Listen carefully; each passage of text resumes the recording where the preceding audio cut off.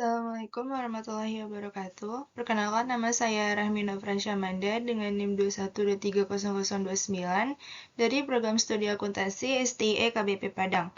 Di sini saya akan mereview sebuah artikel yang berjudul Faktor-faktor yang mempengaruhi penerapan akuntansi manajemen lingkungan, studi kasus pada perusahaan manufaktur pam dan kertas di Vietnam. Yang pertama ada pembahasan teori. Teori akuntansi manajemen lingkungan. Teori ini mengemukakan bahwa akuntansi manajemen lingkungan (EMA) adalah alat yang digunakan oleh perusahaan untuk mengumpulkan, mengukur, menganalisis, dan melaporkan informasi lingkungan yang relevan. EMA membantu perusahaan dalam mengelola dan mengurangi dampak lingkungan yang dihasilkan dari kegiatan operasional mereka. Lalu ada teori keuangan lingkungan. Teori ini berkaitan dengan hubungan antara kinerja keuangan perusahaan dan kinerja lingkungan.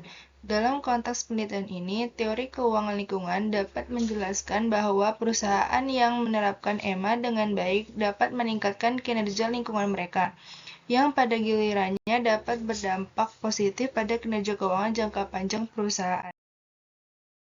Lalu ada kasus yang dibahas. Kasus yang dibahas pada penelitian ini ditemukan fakta bahwa perusahaan hanya melihat manfaat finansial tukar moneter, tetapi bukan manfaat lingkungan. Hal ini menyebabkan penerapan EMA dalam pengelolaan kegiatan produksi dan bisnis perusahaan Vietnam, termasuk produsen pam dan kertas, masih berada pada level rendah. Hal ini dapat dianggap sebagai salah satu kesulitan dan tantangan bagi lembaga manajemen, pembuatan kebijakan, dan bisnis itu sendiri dalam mengimplementasikan tujuan pembangunan yang terkait dengan perlindungan lingkungan. Selanjutnya ada objek penelitian atau sampel penelitian. Data yang digunakan dalam penelitian ini dikumpulkan melalui kuesioner survei dalam bentuk wawancara tatap muka atau dikirim melalui email atau pos ke responden survei di 290 perusahaan manufaktur pam dan kertas di provinsi dan kota Vietnam. Lalu diperoleh dari 250 kuesioner survei valid yang digunakan dalam penelitian ini. Selanjutnya adalah teknis analisis data. Penelitian ini menggunakan perangkat lunak statistik SPSS 20 untuk menganalisis statistik deskriptif melalui model regresi linear multivariabel dengan kriteria seperti uji alpha-Cronbach untuk menilai reliabilitas skala.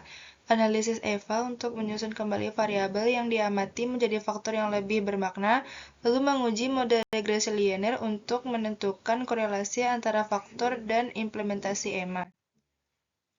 Lalu yang terakhir ada hasil penelitian. Hasil penelitian empiris mengkonfirmasi bahwa tekanan koersif, tekanan normatif, kesadaran akan manfaat penerapan EMA, strategi lingkungan, persepsi manajer, dan kualifikasi akuntan memiliki dampak positif pada implementasi EMA di perusahaan pam dan kertas di Vietnam, di mana tekanan koersif adalah faktor yang memiliki dampak terkuat pada kemampuan untuk menerapkan EMA di perusahaan pam dan kertas di Vietnam. Diikuti oleh persepsi manajer tentang EMA, kualifikasi akuntan, strategi lingkungan, tekanan normatif, dan kesadaran akan manfaat penerapan EMA memiliki dampak terlemah.